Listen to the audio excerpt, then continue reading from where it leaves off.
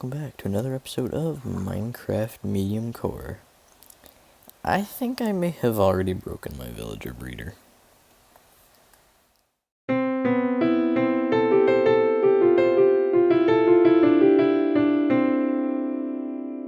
Alright, as you can tell, this area does look a bit different. I started growing some bamboo, and I put scaffolding up onto the villager breeder. All my villagers are grown up. There's 1, 2, 3, 4, 5. Should be a sixth one in there somewhere. Yeah, 6, okay. 3 of them are stacked on top of each other. They haven't bred in a while, even though I've been over here quite a lot. And I have a suspicion that it's my fault because, yeah, I did a bunch of trading with them. I got over a stack of emeralds from it, which was really nice. But then he just stopped breeding, so I don't know if it's just random, like if it's just poor timing, or if trading with them breaks it. If it does, I'm going to be really sad. I know absolutely nothing about villagers, and that's starting to bite me in the butt. But yeah. But I did get over a stack of emeralds for him, and it made me realize that with my melon, pumpkin, wheat, potato, and carrot farms, farmers are a very, very good source of emeralds. Like, I knew they were good, but they're really good. So I'm actually going to delay the project of making an iron farm in today's episode, and I'm going to set up a little small villager trading hall of, probably 3 farmers, using the villagers that I got from there, and then I'll go AFK for a while longer and hopefully get more villagers. And if I don't, well, then I know what I did wrong. But yeah, so I'm gonna build a little building in this area. I'm probably gonna have to chop down that tree, unfortunately. But I'm gonna build a a farmhouse or a barn kind of style building right here. Because I wanted it to be kind of far away from the rest of the town, since it's supposed to be like a farm area. So it's going to be over here along the water. And yeah, that's going to store the villagers so I can get an absolute ton of emeralds, because the more emeralds I get, the more mending books I get, and the better off I am in the future for when I actually get most of my resources through villager trading. My testing world to show the design I've come up with. When you look at it just directly on, it looks kind of weird because the roof looks a bit bulging. It looks a lot better from the other angles, though. But yeah, so it's got the little lag. It's got the little curved roof, kind of like a barn does. A little horsey stable, and once this grows, this will all be wheat. Currently, the interior is a bit lacking. What is it with me and breaking doors? Jeez. But, there'd be, a villager here, a villager here, and a villager here.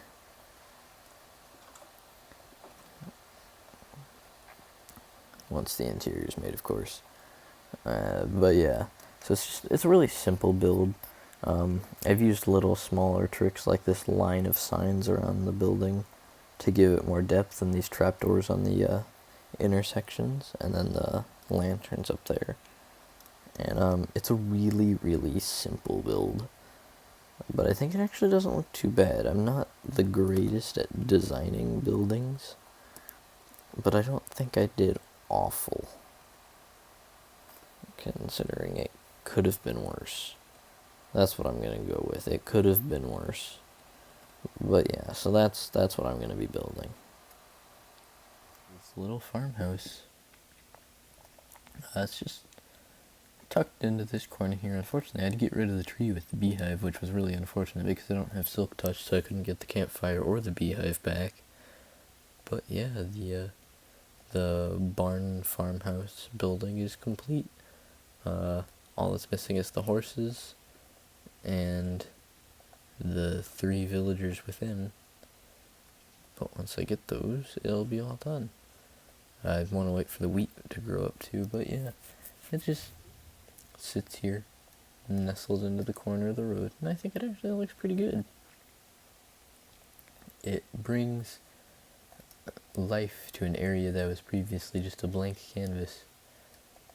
The more builds, the better, as long as they're good builds and fitting. But yeah, so that's the little farmhouse build for the villagers. What I'm going to do now is work on getting a horse to put in that little stall right there. Alright, I actually found a pretty good horse.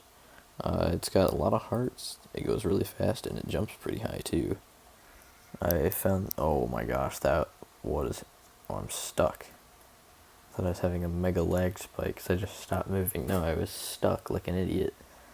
But yeah, I found this horse a couple hundred blocks that way by a small village I raided a while ago. Yeah, he's a pretty good jumper. If I can actually hit the orange. Yeah. He's decently fast and he's got plenty of hearts. So he'll make a fine addition to my collection. There's the lead. Just slap you onto that post. And yeah, I've got myself a nice horse. Beautiful little horsey. Once I get a name tag, I'll name you. I only had the one saddle.